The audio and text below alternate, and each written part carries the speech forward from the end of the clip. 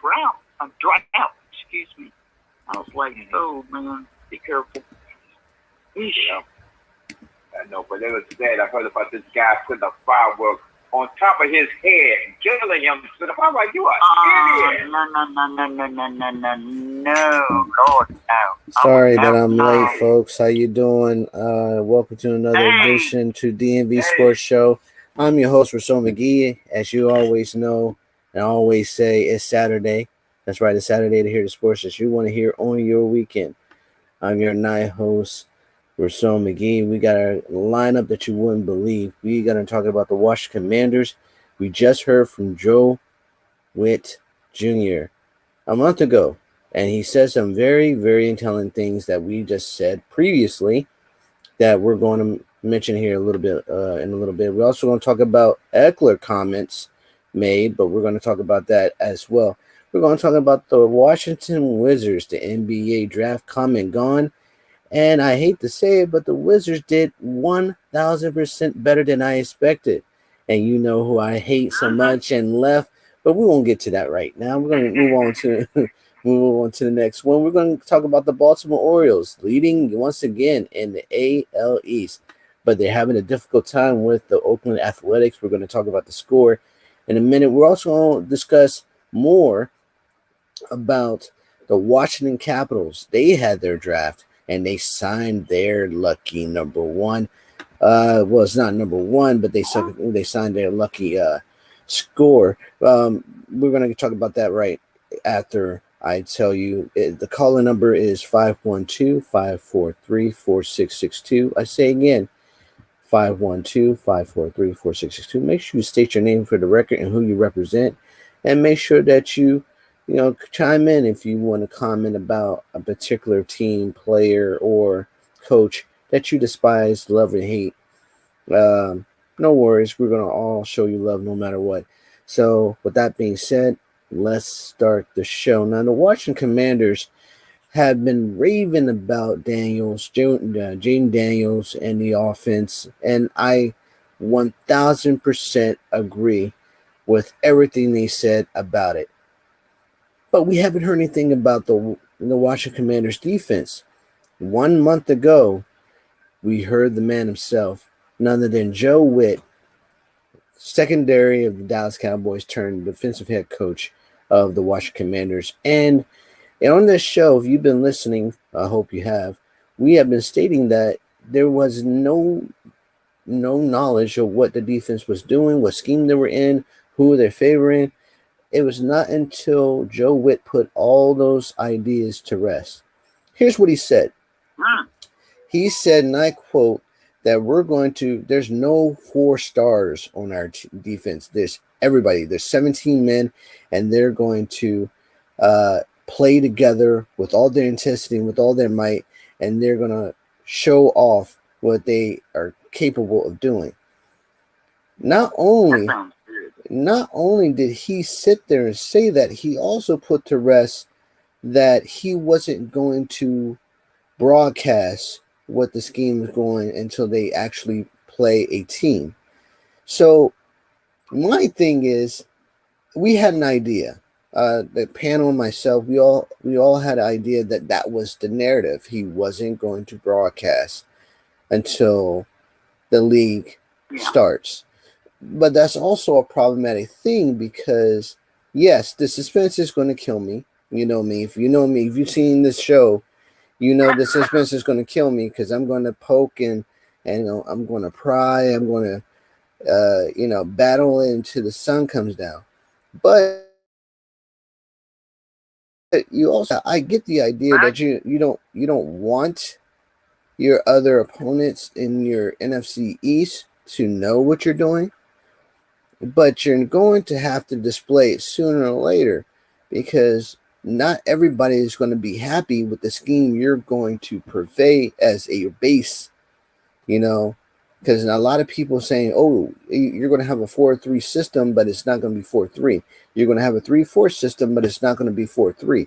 So you're going to have a borderline between that and the gray area. We don't know if that's going to be acceptable or not because we, as Commander fans, and the Commanders' history, we never had a gray area. It was either 4-3 or 3-4. In this case, I get why he did it. I understand 1,000% why he did it, and I agree with what he's doing. But there was one other human being who was a defensive head coach who decided that he wasn't going to showcase what he was going to do with the defense. Well, actually, it was two head coaches, defensive coaches, and they wasn't going to just tell what they were going to run. For both of them, it didn't turn out so well. In the beginning, it started fine. They were winning. They were stopping. They were sacking. There were interceptions. There was forced fumbles. But in the result of those games, they lost in the beginning of the season. Matter of fact, I'm just going to go ahead and say it. Under North Turner's regime, the defensive head coach did not tell anybody what was happening. We took on Dallas. Dallas came to RFK. Was it FedEx Field? I think it was FedEx Field. And they had Troy Aikman. They had Alvin Harper. They had Michael Irvin. They had Emmitt Smith. They had the whole shebang, and we went toe to toe. I think we went into overtime and they won it. It was 30-something. And that game, I was there. I think I was in the nosebleed section looking over. And I'm like, wow, this is great. I actually was there for the very first time. Then I left because I knew what was going to be the outcome. I didn't want to see it. But the next regime was Joe Barry. Yes, folks, you remember Joe Barry? The guy that was like, oh, man, you got to get Joe Barry. He's one heck of a defense coordinator. Who? That Joe Barry? You mean the guy from the Broncos? That Joe Barry? The linebacker coach? That Joe Barry? Yeah, he didn't do nothing. He didn't do anything. In the beginning, he started okay. He had a sack, of course, 1 or 2 fumbles, and yes, 1 interception. Yeah, he was okay for the most part. Then the bottom fell out. No tackle, missed fumble, a missed tackle here and there. 30 points, 40 points, 35, 45. Wow. Nobody wanted Joe Barry. Then the most embarrassing game. Well, I don't want to get into the negatives because I don't want to prolong what my comment is. But to my latest point, the scheme of it or the idea of it is okay. Don't tell nobody. But make sure that the scheme fits the team, because you don't want to allow this not telling everybody to the point where we're losing 5 straight games. Now I know what most of you fans are thinking. This has no bearing on what Joe WHIT is trying to do. And as an analyst myself, I tend to differ, because if you look at what history told us that doesn't work for the Commanders, it's 4-3, 3-4, without a exotic scheme. How do you know, Rousseau? I'm going to tell you why. Because Jack Del Rio tried it. North Turner, defensive man, tried it. Right? We are exactly the opposite of what a standard base is. We are an exotic team with exotic schemes with a exotic feel to it, because that's who we drafted. Here's another thing. They got the expertise. Absolutely. That was Coach, y'all just heard. She's a regular, she's a star here. But what I'm saying to you is that if you look at Marty Schottenheimer's season, Monty Schottenheimer had a conservative defense. Monty Schottenheimer was a person that based everything on patience. We're not a team. The fans are not a team on patience. We want to see results now. I know most of the fan base are patient, but they haven't seen what the people who are not consumed by patience have seen.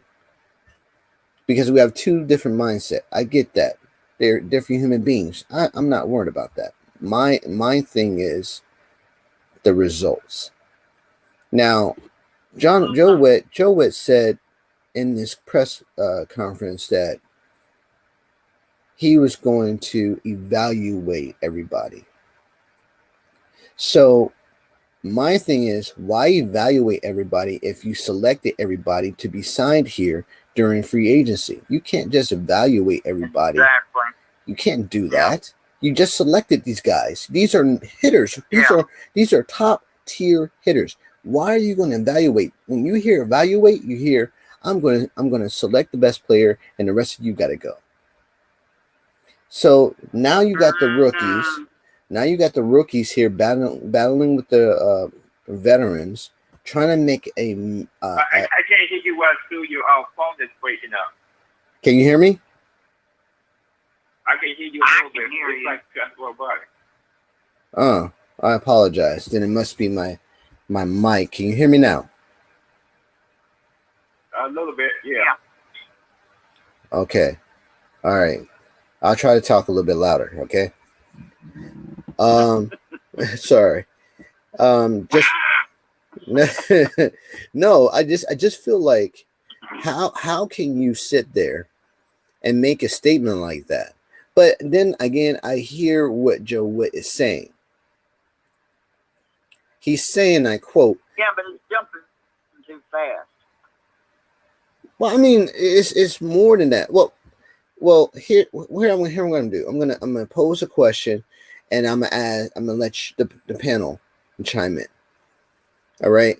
So, with that being said, do you think Joe Witt understands the importance of having a scheme that fits the Commanders? Because we're going against the Buccaneers, and the Buccaneers going to have their stuff together. Yeah, offensively, we're going to be okay, because I have seen no loopholes or whatever in our offense. Defensive-wise, we haven't even settled in to see what they can do. Now, is that a credit to him? Probably. But it's also a problem. What do you think? Let's go ahead and go with Steve and then end with Coach. Okay.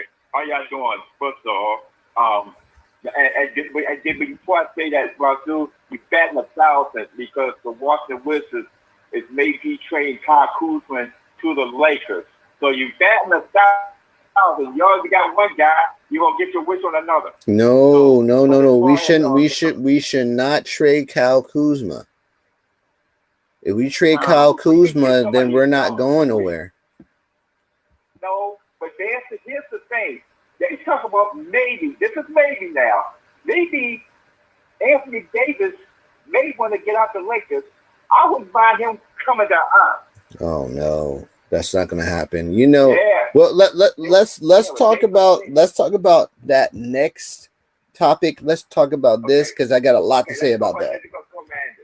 Okay, but as far as the Commanders, like I said, their defensive line, their linebackers it's like they was one of the worst. They was last year. Now they got them in the top 3 as far as our linebacker core is. Our defensive back is the question. They rating it a C for most people. But like I said, Chin is going to make a big difference. He ain't going to be like Jackson we signed a couple years ago from Cincinnati, got the money and ran, or my boy number 24 jumping over bulls and stuff, and they ain't going to get him the money either. So I think Chin's going to earn his money, and that's why I like how the general manager of the Commanders did. He gave them 1 to 2 year contract, so if they don't play good the first year, it's Merry Christmas the next year. So I think he's going to play good against Tampa Bay. Okay, Coach, what do you think? Well, the way you were putting it, you know, it sounds like he's just ready to pick out whatever rookies that he thinks. And you know what? That's not enough time. Right. That's not. Right. We need to have them, and you know, once they get, and they are coming together. I know that.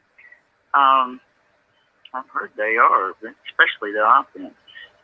But what I'm saying is, let them get out there and see what they're going to do. They need that chance. And that's what those preseason games are for. Exactly. No, that's no. Now, So I saw some rookies last year that was let go, and I felt like, you better keep them, you know. No. I couldn't help it, you know. I'm like, you dummies. Don't do that. Don't do it. I'm sorry. But no, you're good. Don't do that, you know. Because they're going to learn from, you know, the veterans. And they're going to be able to pick up. And I think some of them are going to pick up fast. So they're going to be good. So everything that you stated, that you and Steve has stated, are the pros and cons of what Joe WHIT is trying to accomplish. Here's my take on that. Here's what I'm trying to say. Right now, to Steve's credit, yes. Once again, Steve has stated that we have heavy hitters. I have no problem with us signing heavy hitters. It's the coaching aspect of it. I don't think the coaching understands the type of talent they have. Even though the veterans, they have a balance of veterans and rookies. Whoa, you went out. Huh? Okay. Can you hear me? Yeah, you went out for it. Yeah, enjoy my song. Russell. Okay. All right. Thank you. So can you hear me now? Yeah. Okay. So if you look at what we accomplished a balance that the league has never seen. But the idea of us having a top tier defense will come on the head coach's shoulders. So I get that we have Jeremy Chin. I get we have you know, the linebacker from not Wilson, but the linebacker from Seattle, you know, the Carolina Panthers lines. I get all that. Without a defensive scheme, this means nothing. Nothing at all. Yes. I think they've got a scheme. No, I know that. What I'm saying is, do they have the right scheme to pick apart our opponents? And the game one. See, here's the thing about me. I have to visualize the idea of what the head coaches are doing. This is the same thing I had the thing with Jay Gruden, the same thing when I had Monty Schartenheimer, same thing when we had Steve Spurrier, the same thing when we have Noah Turner, the same thing when we had Greg Bloch and Greg Williams and the other head coach, I forgot his name. Anyway, my point is, if I don't see it and I don't see the schematics of it or the intelligence of it, I'm going to call it out for what it is, a failed product. You know, at one time I figured, and this is just me, and y'all going to hate me for this, and Commanders, you know, history fans, don't worry about this because it's just one time. At one time, I believe that Alma Hainsworth was the correct signing because we needed a presence in the middle. We didn't have Dana Stubblefield no more. We didn't have Bruce Smith. We didn't. I believe all the other signings, those were bad, right? Those were bad signings on the offensive side. Defensive wise, it was horrible on the defensive side because we were just getting the Hall of Famers at the time, right? And we couldn't even reach the Hall of Famers because the Hall of Famers didn't want to. They knew that, hey, listen, we're just going to rack up the money and see what we can do. Let's see what we can do on the defense side for this organization. And it didn't turn out well. It did not turn out well. Right. So now, Joe WHIT is not forecasting what he's going to do because of the history of it. But before we get any further, we have to introduce another caller. He is the co-host of the ISNT Sports Show, none other than Louis Tenor. Welcome, Lou. Thank you, all. You're welcome, buddy. And of course, I love you along the way too. Well, Lulu, I love you. well, you already have a fan, Lou. All right. So if you look at, we're gonna get to baseball in a minute, Lou, and hockey, and I'm gonna call you in for a minute. But if you look at what Joe WHIT is doing, he's playing the idea that we don't broadcast what we're doing. Okay, all right, I give you that. That's understandable. Yeah, but at least give a schema to what we're looking in for. He did mention Jamie Davis. He said he's an intelligent young man who's actually trying to change, give himself another gear to work with. So that tells me a few things. That tells me he's on a chopping block. He's the last thing he can do to make the team is to become an edge rusher. I'm not too sold on Jamie being an edge rusher because Jamie has a tendency to be blocked, right? Sometimes he's free when nobody's. If he's on a stretch line, a running back stretch, or he's blitzing in the A gap. But you forget he's going to be working with 300-pounders, right? He's going to be double teamed majority of the time, and he's not going to be cutting off the blocks. So I don't see him progressing in this defensive scheme that Joe WHIT is conjuring up. See, this is what I'm saying. This is my concern.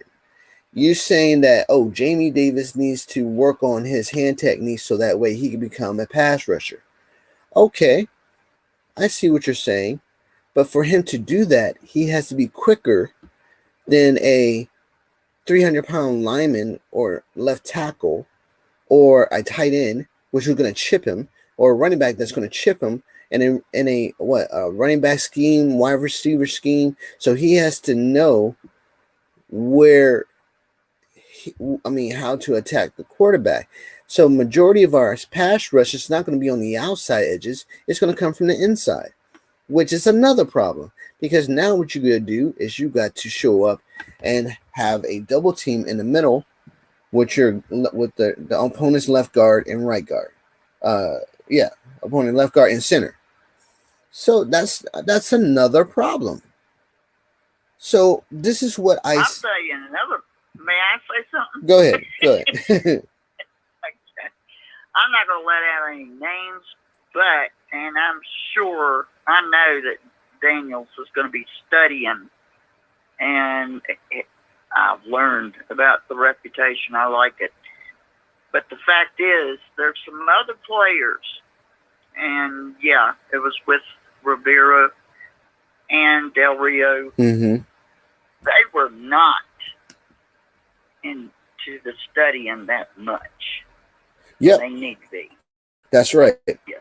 That's right. And well, on Rio's side, he wasn't. Especially if we're going to change.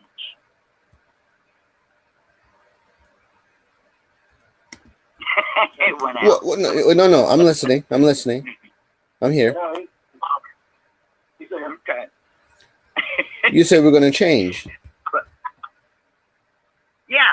I mean, if we're going to change, they're going to have to all all get in. I mean, full class. Yeah, Lou, you know what I'm saying, right? I mean, they got to study. I mean, I've even heard Daniels has been going in more while the others go out to eat.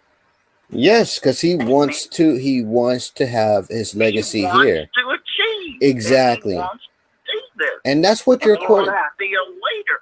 That's and he's going to need his teammates, and they're going to have to do that. And that's they're going to have to. That's what yeah, exactly. You're right. You're right. And that's what you want your quarterback to do. You want your quarterback to be there. But we got another caller. This guy he's on point. What's up, Eric? How you doing, man? Hey, y'all. How y'all doing? I'm good, man. Welcome. And welcome, man. So what our topic is today is we just recently got a glimpse of what. We're talking about this raggedy defense is what we're talking about. It's Joe WHIT coming in. Man. I understand what you're saying. They might, investigate, having more exotic defense. Me, I'm a basic kind of guy. Blocking and tackling is football, period.com. Two questions I have, real quick is, one question is the actual question, and that is, I wonder how much Dan Quinn himself is going to be involved with this defense, given Joe WHIT and his, he doesn't have, 100% the best resume. And two, yeah, on the defense, it's like, well, with the new rules that are coming in, new NFL rules, I think a lot of teams, we're not going to be the only ones struggling, but we're already struggling. So it behooves us to get good quick, Hopefully we can get on top of that and be one of the better adjusters, if not one of the better defenses. So that is a great question there, Eric, and I'm going to address it, and then I'll pose to the panel. So he's referring to the kickoff rule, where we kicked off from the 25. Now we're going to kick off from the 35, which is the opposing team 40 line. So I mean that. Then we got hip dropped too, which I nobody understands. They're lying to you if they say they do. Right, I agree with you too. So that's you're going to see more of penalties than you actually see more of touchdowns.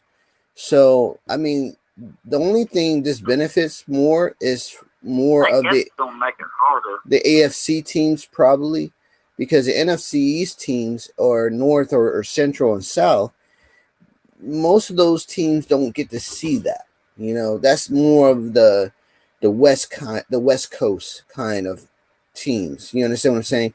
So this would benefit more the champions such as the Chiefs and San Diego and Las Vegas Raiders and so what I'm suggesting is that if you look at, it's more of like what they're trying to do is incorporate the XFL and the what is that other league called, the USFL into yeah. I'm not. I like the NFL a lot better. I can't help it. Well, no, I totally agree with you, but they want to incorporate some of the fans from those two leagues into the NFL, so that way they need they need new revenue coming in, because they see a drop off in revenue, and they see that majority of the XFL and the USFL are getting majority of the fans that they used to have back in ways back. So they're like, okay, so let's incorporate some of those leagues into the NFL so we can get those type of revenues back. It's not going to work, because now you're going to have more of a problem trying to understand the rules versus trying to play football. And I don't understand the 35-yard line type of thing kickoff, because now you're going to have more kicking into the fans. The football is going to either kick a field goal from the kickoff, or you're just going to kick into the stands so the fans can have football memorabilia. You know, Well, the thing is like, you know, I speak, but I know I'm a dinosaur, and a lot of NFL fans. He said it. Yo, man, you ain't no dinosaur. Quit playing. The sports scene is changing a little bit. You know what I'm saying? They're still getting bent over by the networks, but that's going to change here in the next 10 years. Everybody's streaming. You have your fantasy football leagues and stuff like that.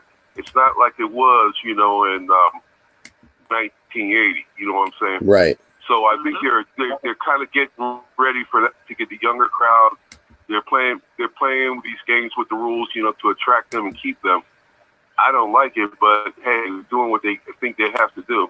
We'll see how it turns out. Yeah, I totally agree with you, Eric. I don't. I'm hoping, and I hate to say this, but with the economy, I think they ought to have decent ticket amounts. Well, that would go to the owners. The owners would have to set the price lower to get the fans to come in and have a sellout stadium. But that won't. Absolutely, because, you know, folks like me who love to tailgate and sit out in football weather and stuff like that, you know, these kids are like, shoot, I got 2 TVs and, you know, a computer screen, and I can do all this from the comfort of my home. You know, it might be a good idea for them to find a way to get them off the couch and into the stadium.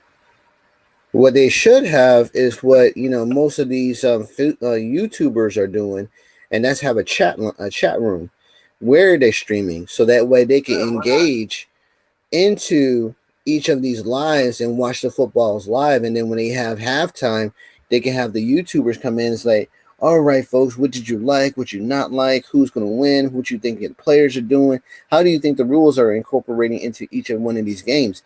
And I guarantee you will have the Chargers fans, the Raiders fans, and the Cowboy fans, and the Broncos fans, Commander fans all chime in and like, oh, we hate it. Oh, we like it. You know, there's concession stands over here. Let me go get something real quick before I answer the question. You know, those type of things that they should incorporate into, because, you know, if you're trying to change the dynamics of the NFL, then you must look to the YouTubers and the streamers. Heck, get the Twitch users, who are playing Madden, get them in there, you know, and have them have on the weekends. Find a way to put bodies in these big old stadiums that cost like too much money. You know, exactly. Put less in the seats. Perfect. In the seats. Perfect, Eric. That's what I'm talking about. See, you bring you bring a different dynamics, my man. You need to come back in here, man. Come on now. You know, I'd love to, but my schedule's changed a little bit, so that's why I'm actually getting in, dipping and dabbing here over the last month or so. No more. Hey, no worries, bro. We whenever you can, come on in. We're happy to have you. Happy to be here. Happy you have me. Appreciate you, bro. Yeah. My show too. Yeah, you too. Hey, Lou, man, come on, man. Of course, you know, Lou is a co-host of the ISNT Sports Show, so he would love to have you in there to chime as well. But if you look at, let's go further into this, and then we'll change topic because we got to get to the Wizards, because the Wizards are actually doing what I did not know they actually were doing, you know. And here's the thing. Well, yeah. So we got a comment from Eric. He said they were going to miss Cam Curl and a top tier talent, the head of the basics. You know, that's right. You know, Cam Curl was the. You know, I love Cam Curl. Let me just say this. Cam Curl was the guy who actually understood what a safety means, right? The one you know, what's his name? I think his name was Denninger, and he was a Cardinal before. No, he was a Texan before he became a Cardinal. Then he became a Washington Redskins / Commander. And when he was drafted, we got Bashard Breeland. And I didn't want Bashard Breeland. No, I didn't want Bacardi Rambo. I wanted DJ Swearinger. That's his name. I wanted DJ Swearinger because they kept saying DJ Swearinger was the best safety with safety skills, and we were there. DJ Swearinger was there at our number. I think it was 15 or number 7. Number 7, and we picked Bacardi Rambo. And I'm like, why we pick Bacardi Rambo when DJ Swearinger was the best safety on the draft? I mean, we could have came back and got Bacardi because nobody wanted Bacardi. And look what happened. Now, this is why I bring up Cam Curl, because Cam Curl is a deep. Yes.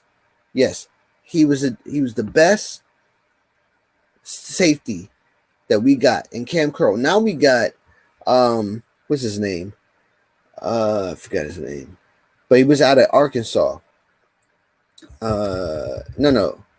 I know you're talking about. Yeah, we got him as a safety. Yeah. And then we got and then here's the thing with our corners, you know, with Emmanuel, but you have Chen, but here's the thing, Mike Sindito from Michigan, that's gonna be either our new safety or our new cornerback. But see, I understand that, but here's the thing.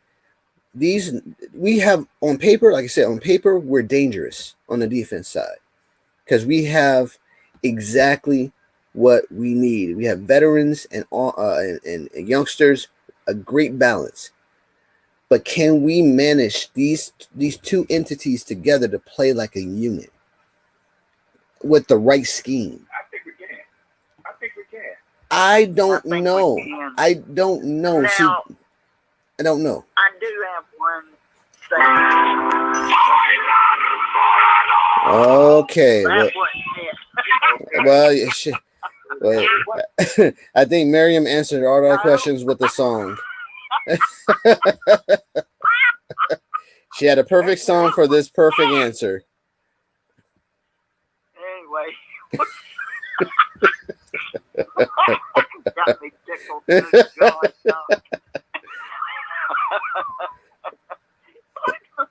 You know, you've noticed, I'm sure, when you watch some of these videos and the coaches are talking, and I hate to say this, but the coach, yes, defensive coach has got to, you know, cooperate with the offensive coach. I don't care whether it's college, I don't care if it's NFL, whatever. It's got to be done. And I want to see them do that. Well, you don't see that much. No, you don't see that. See on the videos, oh, well, you need to do blah, blah, blah, blah, blah. No. Well, I mean, that goes back to what Eric was just saying. He said, how much does Dan Quinn will have on Joe WHIT decision to play what type of scheme? But see, that would be like, okay, so I would give a percentage. Percentage of that would be like 30 to 70, because majority of the 70 will be the basics. You know, the what is this called? God dog it, I can't even get the words out today. But those would probably be the standard. You know, the standard requirement that they trained during training during the regular season to take on the team. So 30% will go to Quinn, because if Quinn doesn't like the setup versus what the scheme is on the opposing offense, then he can definitely go to Joe, like, Joe, let's run this versus that, because you see what they're in. And he'll go, okay, I see what you're saying, and then he'll probably switch to that. But that's only when we're dealing with the heavy hitter teams like the Chiefs or Miami or the Saints or whatever the case may be. But as of right now, I think majority of the plays are going to come from Joe WHIT.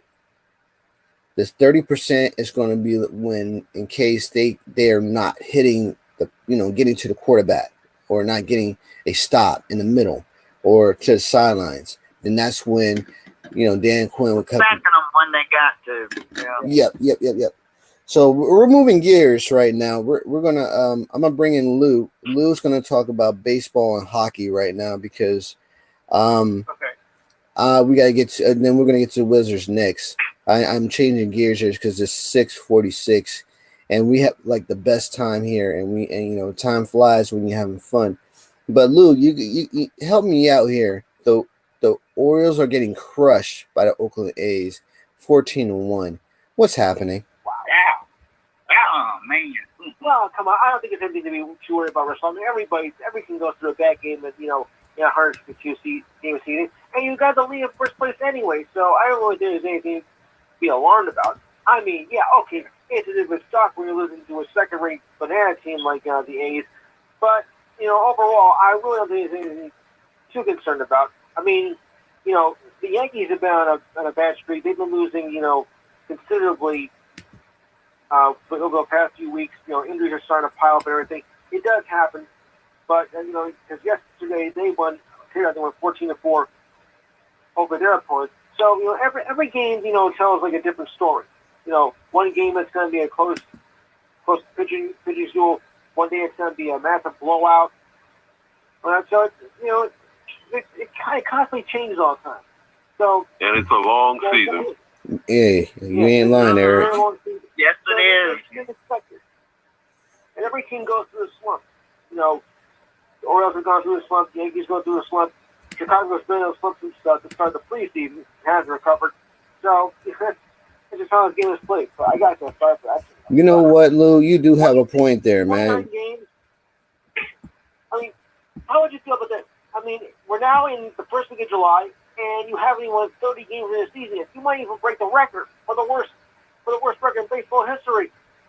Wow. If this keeps up. Yeah, we're not the Toronto Blue Jays, so we don't want to do that. No, I mean the White Sox. Well, the White Sox. Well, yeah, I was just. We are the White Sox. We don't want to put. Hey, listen. As you know, Big Steve said that. I didn't say that. White Sox. So don't send me in anything. But anyway, look. Lou had a point. The old days with the Nationals, we sucked. Oh man, you ain't lying there. As long as we had a better record, than the Orioles, we was all right. You know what I'm saying? Right. No. And the Nationals kicking the Cardinals, but 13-6. You know what? The Cardinals are doing really, really well, and the Phillies too. The Phillies, the Cardinals, and to Eric's point, yeah, at one point, winning the pennant when the Nationals did, and they just fell off the map.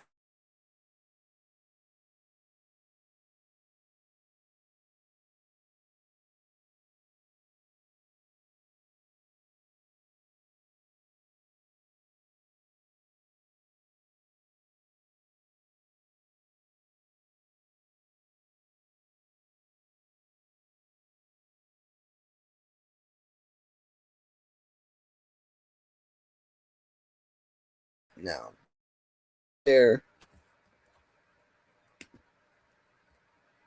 don't want to sit there and hurt his feelings, right? So that's what I did. I just told him the truth.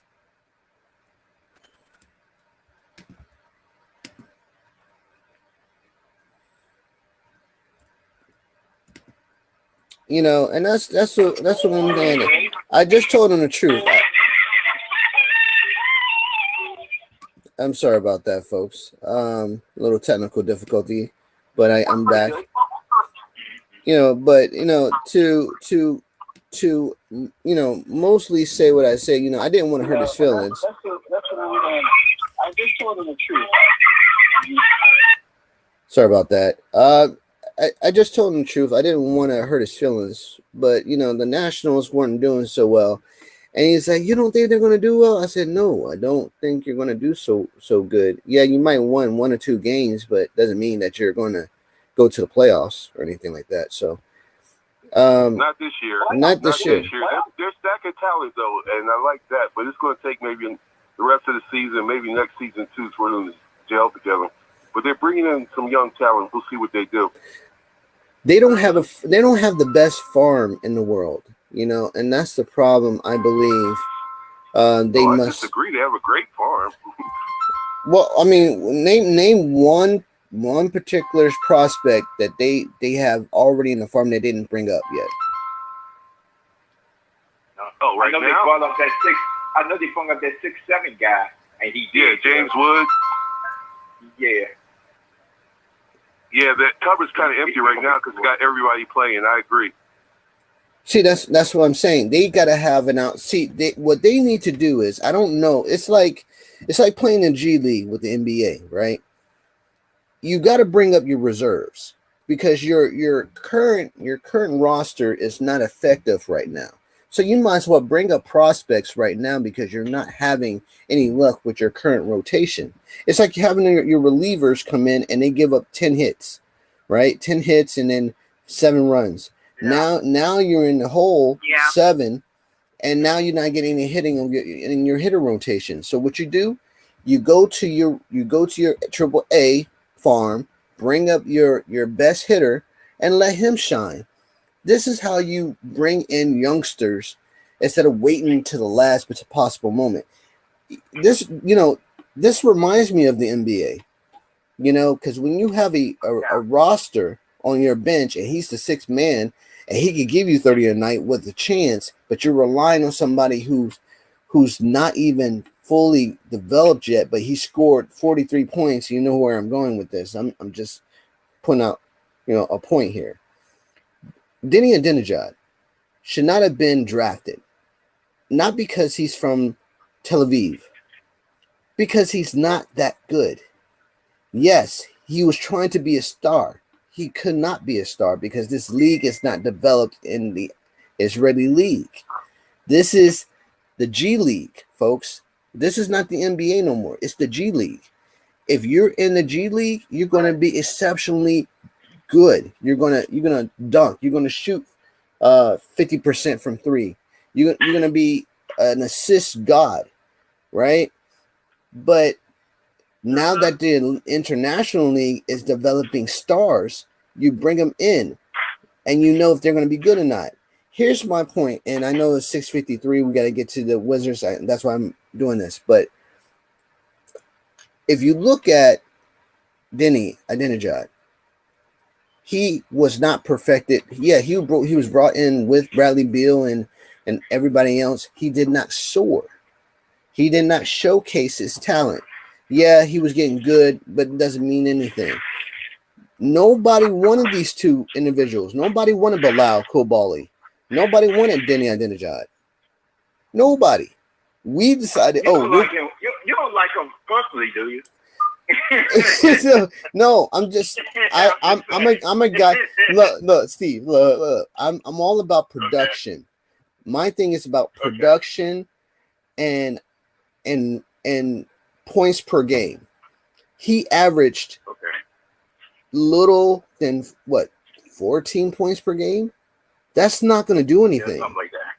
That's not going to do anything. Like and Coulibaly, he averaged 8.4 points per game. Where is the upside? There's no upside. He's not that good. Now here's what I was talking to a Wizard fan, and he brought this point up. He said, and I quote, "By your standards alone, you will cut Kobe with your comment." I said, listen, Kobe never averaged 8.4 points per game. The man, that's right. And not only that, Stephen Curry never averaged 8.4 points per game. He actually averaged a little bit more than what Coulibaly's doing. And DENI ADENJI, he wasn't even progressing. When he came into the league, he was the worst player in the NBA. They said it. So if he's the worst player in the NBA, he's not a defensive player, then what is he? Wasted pick. He's a wasted pick, and you need to get rid of him. And sure enough, they did. And now Portland has to figure out what they're going to do with him, because they need a whole rack of people. They need a point guard. They need a forward. They need a power forward. They need a wingman. They need everything. And cool ball. Well, I mean, they got the center though. they do have the center. Yes, they do have the center from Yeah, they got the center. They got Connecticut. Connecticut. Yeah, so they actually doing pretty good there. But I don't see. I don't see. Yeah, that's a problem with the Wizards. They didn't have a plan for like the last 10 years. You know what I'm saying? But or more. But I think some of the players they're bringing in now, I can almost kind of see where they're going with it. It's definitely a youth movement. But anybody heard any more about John Wall? I heard a rumor that there are rumor of a rumor. Yeah. That they're sniffing around him again. Yeah. He So has to change his role on the team. Yeah. Differently. So Yeah, but so I was just wondering if anybody heard anything else about that. yes, that is true. They are actually interviewing John Wall for a potential roster move because they know that it was the fans who still have much great love for him. He could do a lot in coaching these youngsters, and for him to get back on the team, he would have to take a lesser role. I don't understand why they demolishing him like that, but yeah, I think he would be fine. We got 3 minutes to go. It didn't go the way I planned because we had some technical difficulties. But what would y'all like for the next coming sports coming up? Oh, the USA men's soccer team did not qualify by losing to Uruguay. I am 100% upset with that because they did have a chance. Also, and thanks, Lou. So, what do y'all want to see the coming next week? Do you want us to talk more about Wizards or baseball or hockey? What would you like to see? We're going to start with Eric and end with Steve. I'm a seasonal type of guy, so we hit the hot hand. If it's baseball season, talk baseball. If it's hockey season, let's talk some hockey. But I don't have any real complaints. Okay. I mean, we could definitely do a better balance, but I'll leave that to the host. Yeah, I appreciate that. All right, Lou, what you think? Well, I think that with baseball not heading to the All-Star, we're concentrating on that. But thinking more about, do you think you can do something with the Olympics? Because that's coming up in a couple of weeks. Okay, no doubt. All right, Coach. Sounds good. Good night. Hey, I love the basketball. I love the football. I'm in on all of it. All right. All right. What you think? Steve? Summer League, I want to see what the Wizards can do with their new lineup. We got that younger, stronger, faster, taller squad. So basically that, what the Cowboys going to do, the Orioles are doing great, and the Commanders hope they do good in their season. Well, with that said, I want to thank Eric. I want to thank Louis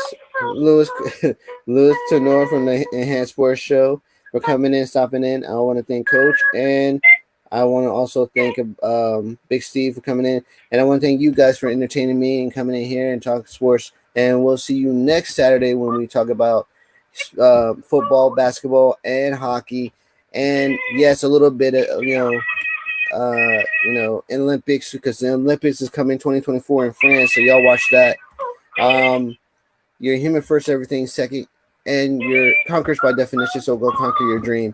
Have a great weekend. It's hot out there, so stay hydrated. Thank you. And please be safe. All right. God bless everybody. You too. God bless. All right. God bless you too, brother. All right, you too, bro. And don't forget about Miriam's singing ability. All right. And I difficult person. Yeah. All right. And yeah. All right. Y'all be safe. Bye. And thanks to you for turning in for the DMV Sports Show. I want to say thank you for coming in and listening to some really high topic comments about the team that we love and you love. So come in and talk more about the teams that you like to talk about, so that way we understand where you're coming from. So with that being said, have a great weekend, stay hydrated, and we're out. Peace.